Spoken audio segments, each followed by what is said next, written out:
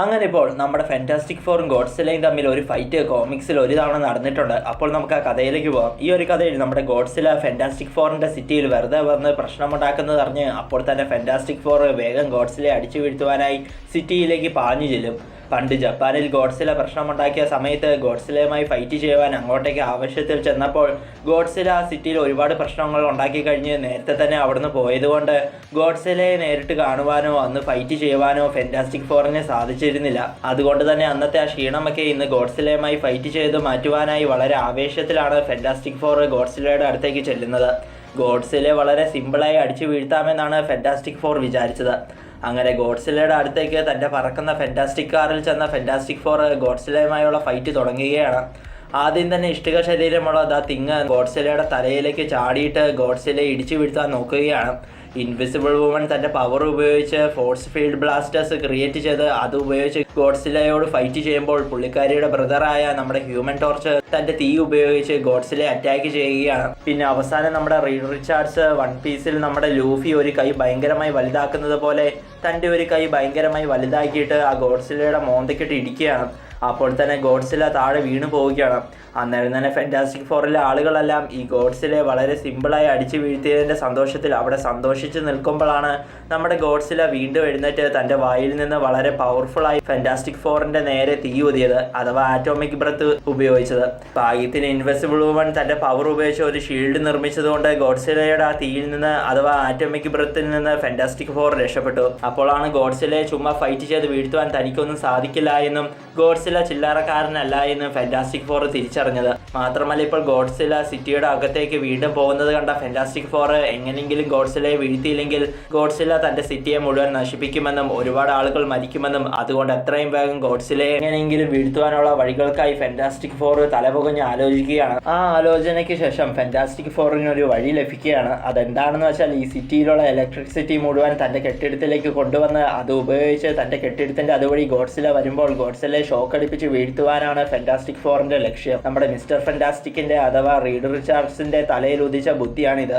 അങ്ങനെ fantastic four വിചാരിച്ചതുപോലെ തന്നെ അവരുടെ കെട്ടിടത്തിന്റെ അങ്ങോട്ടേക്ക് വന്ന ഗോഡ്സിലയെ ഇലക്ട്രിസിറ്റി ഉപയോഗിച്ച് ഷോക്ക് അടിപ്പിച്ച് ഫാന്റാസ്റ്റിക് ഫോർ വീഴ്ത്തി. പക്ഷേ ഗോഡ്സിലയെ വീഴ്ത്തിയതിനൊപ്പം അവർ നിന്നിരുന്ന അവരുടെ ആ കെട്ടിടവും അത്ര ഇലക്ട്രിസിറ്റി കൊണ്ടുള്ള അറ്റാക്ക് കാരണം തകർന്നുപോയി. ഭാഗ്യത്തിന് ഫാന്റാസ്റ്റിക് ഫോറിന് ഒന്നും സംഭവിച്ചില്ല. അങ്ങനെ ഗോഡ്സിലയെ വീഴ്ത്തിയതിൻ്റെ സന്തോഷത്തിൽ അവിടെ നിൽക്കുമ്പോഴാണ് ആ സന്തോഷം ഇല്ലാതെയാക്കുന്ന മറ്റൊരു കാഴ്ച നമ്മുടെ ഫാന്റാസ്റ്റിക് ഫോർ കണ്ടത്. അതെന്താണെന്ന് വെച്ചാൽ ഇപ്പോൾ ഗലാക്ടസിന് വേണ്ടി ഭൂമിയിലുള്ളതിനെല്ലാം ഇല്ലാതെയാക്കുവാനായി അങ്ങോട്ടേക്ക് ഗലാക്ടസിൻ്റെ പുതിയ ഒരു ഹെറാൾഡ് വരികയാണ്. ആ ഹെറാൾഡ് ആരാണെന്ന് വെച്ചാൽ 3 തലകളുള്ള ഏറ്റവും വലിയ മോൺസ്റ്ററായ കിങ് ഹിഡോറയാണ് ഇപ്പോൾ അങ്ങോട്ടേക്ക് വന്നിരിക്കുന്നത്. ഗലാക്ടസിന്റെ ഹെറാൾഡ് ആയതുകൊണ്ട് കോസ്മിക് പവേഴ്സും കിങ് ഹിഡോറയ്ക്ക് ഇപ്പോൾ ഉണ്ട്. മാത്രമല്ല ഇപ്പോൾ അങ്ങോട്ടേക്ക് ഗലാക്ടസിന്റെ മുൻപത്തെ ഹെറാൾഡ് ആയിരുന്ന നമ്മുടെ സിൽവർ സർഫറും വന്നിട്ട് ഈ കിങ് ഹിഡോറയുടെ മെമ്മറീസ് എല്ലാം തനിക്ക് കാണുവാൻ സാധിക്കുമെന്നും സ്വന്തം പ്ലാനറ്റിലുള്ള ആളുകളെ വരെ ഒരു കൂസലുമില്ലാതെ വെറുതെ കൊന്നവനാണ് ഈ മോൺസ്റ്റർ എന്നും മാത്രമല്ല ഇപ്പോൾ ഗലാക്ടസിന്റെ ഹെറാൾഡ് ആയതുകൊണ്ട് തന്നെ കിങ് ഹിഡോറയുടെ ദേഹത്തുള്ള കോസ്മിക് പവേഴ്സിനോട് എതിർത്ത് നിൽക്കുവാൻ നമുക്കാർക്കും സാധിക്കില്ല എന്നും എന്നാൽ കിങ് ഹിഡോറയുടെ കയ്യിൽ നിന്നും ഭൂമിയെ രക്ഷിക്കുവാൻ തനിക്കൊരു വഴിയുണ്ടെന്നും അതെന്താണെന്ന് വെച്ചാൽ തൻ്റെ ദേഹത്തുള്ള ഈ കോസ്മിക് പവേഴ്സ് മുഴുവൻ താൻ ഇവിടെ കിടക്കുന്ന ഗോഡ്സിലേക്ക് നൽകിയാൽ ഗോഡ്സിലേക്ക് ഹിഡോറയെ തോൽപ്പിച്ച് ഭൂമിയെ രക്ഷിക്കുവാൻ സാധിക്കുമെന്നും പറഞ്ഞ് ഇപ്പോൾ സിൽവർ സർഫർ തൻ്റെ കോസ്മിക് പവേഴ്സ് മുഴുവൻ ഗോഡ്സിലേക്ക് നൽകിയതും അപ്പോൾ തന്നെ വീണ് കിടക്കുന്ന ഗോഡ്സില എഴുന്നേറ്റ് തൻ്റെ മുന്നിൽ തൻ്റെ ഭൂമിയെ നശിപ്പിക്കുവാൻ വന്ന കിങ് ഹിഡോറയെ തൻ്റെ കോസ്മിക് പവേഴ്സും മറ്റും ഉപയോഗിച്ച് നമ്മുടെ ഗോഡ്സില അറ്റാക്ക് ചെയ്യുകയാണ്. നമ്മുടെ ഫാന്റാസ്റ്റിക് ഫോറും ഗോഡ്സിലയുടെ കൂടെ നിന്ന് കിങ് ഹിഡോറയെ അറ്റാക്ക് ചെയ്യുന്നുമുണ്ട്. ആ ഒരു ഫൈറ്റിന്റെ അവസാനം കിങ് ഹിഡോറയെ നമ്മുടെ ഗോഡ്സില തോൽപ്പിച്ച് കിങ് ഹിഡോറയുടെ ദേഹത്തുള്ള കോസ്മിക് പവേഴ്സ് എടുത്തു കളഞ്ഞ് ഗലാക്ടസിന്റെ കൺട്രോളിൽ നിന്നും ഹിഡോറയെ ഗോഡ്സില മോചിപ്പിക്കുകയാണ്. അങ്ങനെ ഗോഡ്സിലയുടെ മുന്നിൽ തോറ്റുപോയ ഹിഡോറ അപ്പോൾ തന്നെ ഭൂമിയിൽ നിന്നും വേറെ എങ്ങോട്ടോ പറന്നു പോവുകയാണ്. നമ്മുടെ ഗോഡ്സിലയുടെ ദേഹത്തുള്ള കോസ്മിക് പവേഴ്സ് എല്ലാം തിരിച്ച് സിൽവർ സർഫറിന്റെ ദേഹത്തേക്ക് തിരിച്ചു കയറുന്നുമുണ്ട്. മാത്രമല്ല അങ്ങനെ പഴയതുപോലെയായ ഗോഡ്സില തൽക്കാലം പ്രശ്നങ്ങളൊന്നും ഉണ്ടാക്കാതെ നേരെ കടലിലേക്ക് തിരിച്ചു പോവുകയും ചെയ്തു.